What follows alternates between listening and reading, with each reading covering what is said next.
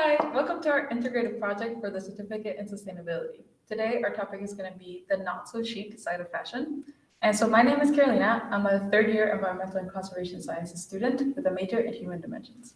And my name is Natasha, and I'm a fifth-year environmental studies student with a concentration in politics, society, and global environment.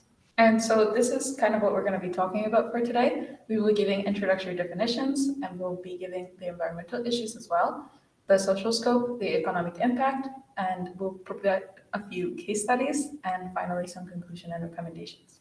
So, introductory definitions. We'll be introducing other definitions later on in the slides, but we wanted to provide a background to any terms or acronyms we'll be using throughout our presentation. So, what is fast fashion? By definition, fast fashion is the practice of producing the latest fashion trends at an inexpensive price. Examples of companies participating in this practice is H&M, Zara, Forever 21, and Uniqlo. Fast fashion impacts all three dimensions of sustainability: environmental, social, and economic. Fast fashion is very wasteful. An abundant amount of clothes is constantly being produced, and consumers keep buying and throwing. On top of that, companies will even go to the extent of maintaining their value of their products by destroying their items. The importance of fashion. Fashion is highly associated with identity, and you can often assume an individual's personality, likes, and hobbies depending on the brands the individual wears. Often people forget or overlook the negative aspects of the brand, for instance, the company's carbon footprint or their ethical standards. There's societal pressure to look a certain way in different social settings as well, such as in the workplace, in friend groups, or family hangouts. These social pressures can directly affect an individual's happiness. For instance, individuals that do not fit in the workplace environment are found to have lower levels of job satisfaction. So, sustainability. Sustainability is a process that helps create a vibrant economy and a high quality of life while respecting the needs to sustain natural resources and protect the environment. It expresses the principle that future generations should live in a world that the present generation has enjoyed but not diminished. So now we'll be talking about environmental issues. Environmental issues at a glance, we're going to be talking about water quantity, water quality, air quality, and waste. Yeah, and so we wanted to preface by saying that not all fibers and garments have the same environmental impact. So, for example, on this table, you can see that cotton uses a lot more water than wool or hemp, but that wool has a lot of a bigger carbon emissions footprint than cotton would or polyester would. And so, starting off with water quantity and quality, we just wanted to preface this by saying that the fashion sector is one of the most water intensive industries in the world. Here are some statistics that we found. So, for example, 79 trillion liters of water are used annually in the production chain. It also makes up 20% of the world's total industrial wastewater pollution. So the biggest concern arises when countries without proper water management can suffer from severe public health concerns, and other things like microplastics and their effects are also of increasing concern. The next issue is air quality, in that the fashion industry produces 2 to 8% of the global carbon emissions, and this at times can be greater than the aviation industry, which produces 2.5% global carbon emissions. So some fibers emit, again, more greenhouse gases per kilogram than others, but this kind of is also concerning when some major brands burn tons of dead stock and affect local air quality and emissions more so than the production of those items would have already. And high levels of energy use and CO2 emissions are produced throughout the entirety of the supply chains, as we have mentioned.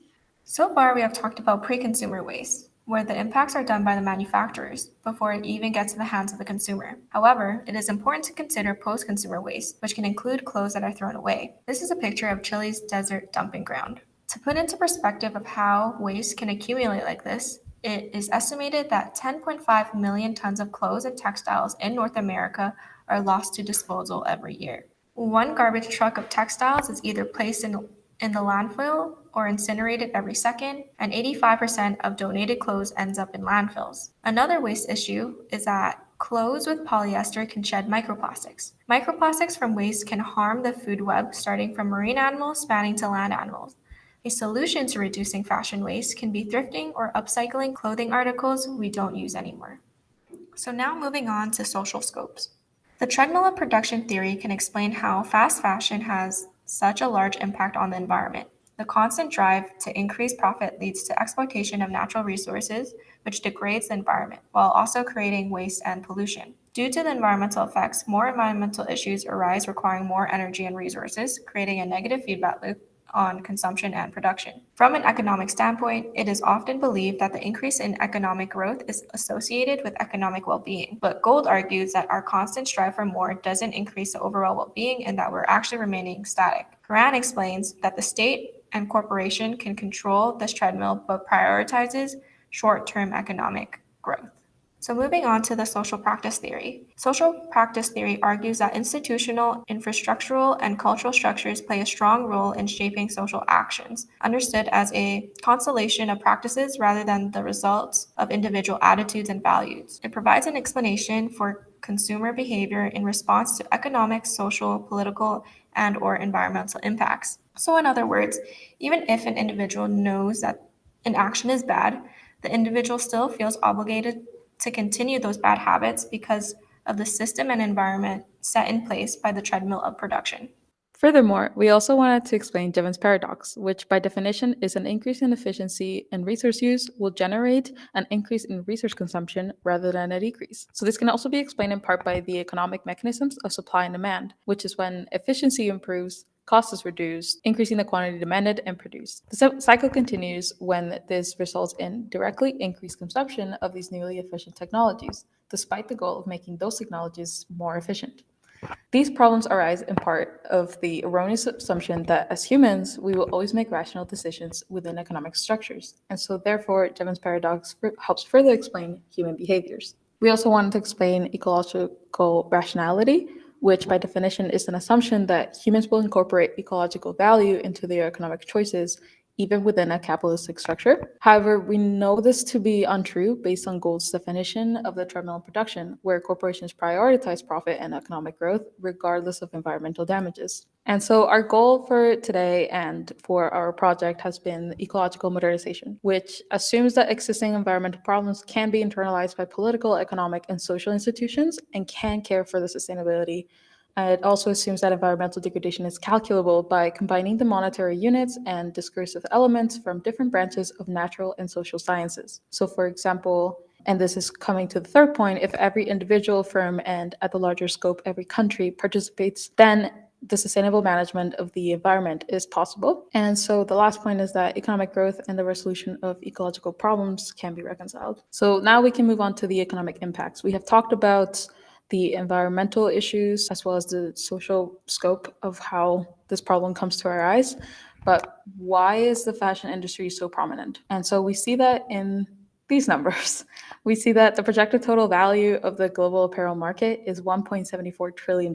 We have an 18.8% year-on-year revenue growth rate. And if that's not enough just by an individual level, the amount spent each year by the average American family is $1,700. And though we know that this value of $1,700 is not distributed equally through every single family, it is something of concern.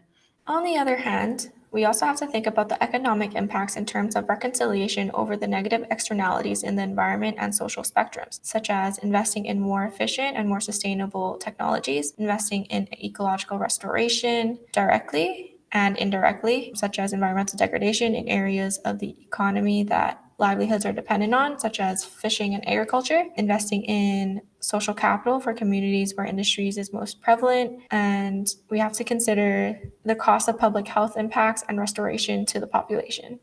Moving on, we're going to be talking about case studies. So how companies have or have not provided transparency in production.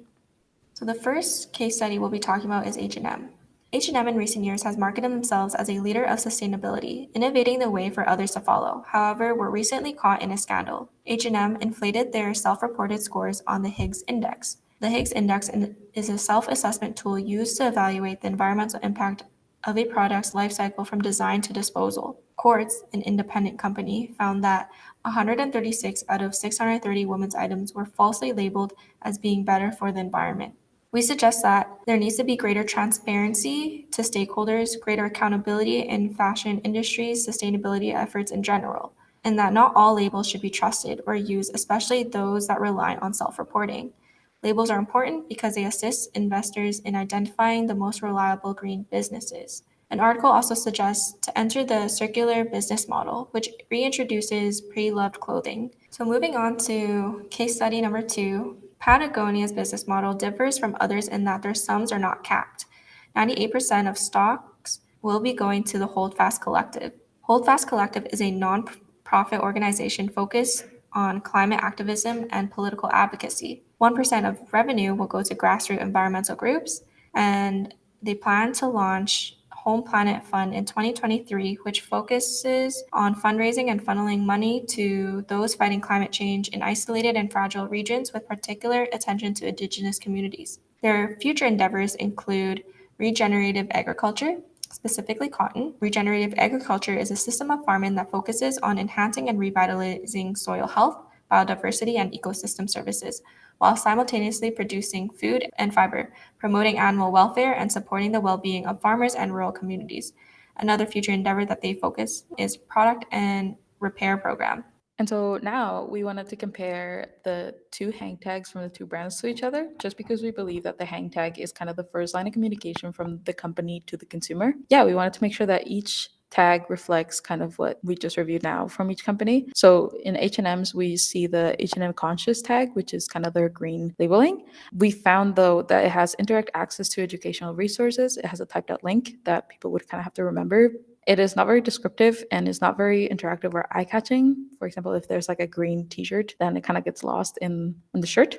But Patagonia's, it has a direct access to resources as it has a QR on the back. It's descriptive as well, and it has interactive and eye-catching designing. For both, however, there are still some criticisms. The tags require the consumer to simply believe in the company. It has no real measurable or relative values. So, for example, in criticizing Patagonia, it says that they use recycled polyester to use less petroleum, but the consumer doesn't really know how much is already being used. There are no values. And then overall, the symbols on clothing labels can be confusing. So, for example, FSC is a label that certifies responsible forest management principles, but people can assume that this relates to the clothing itself rather than just the tag.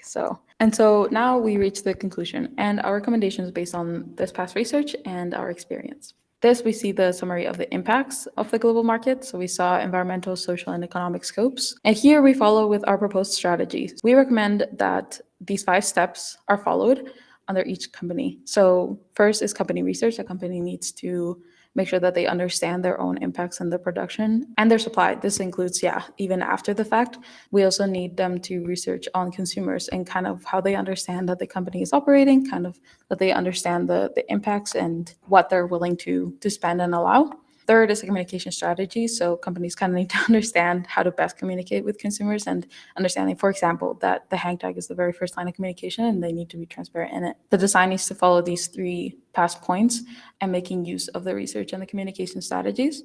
But lastly, we also, as I very briefly said, that there needs to be post-consumer research. It needs to be understood that what they're doing is actually working, and if it's not working, how to fix that. And this needs to be happening constantly. And based on our research and our experience and what we discussed today, we came up with this design, and we believe that it could best communicate a company's sustainability efforts in the production chain. So of course, it includes the company name, the size, and the price, which are all key points that consumers will always be looking at in a hang tag. These give actual values. For example, on the fiber, like being cotton, we put it in like relatable terms that people will actually understand the impact of. So for example, like 27 bathtubs, 13 years of daily phone charging, and a quarter of a mature tree to offset. We also added in like the price, for example, like if a company is using, for example, hemp, which was the less impactful fabric, if they're using that and they're seeing the effects are not that great, but the price is really great, then they're seeing that the price actually goes into like paying the workers or paying like the green projects that they have in place and stuff like that.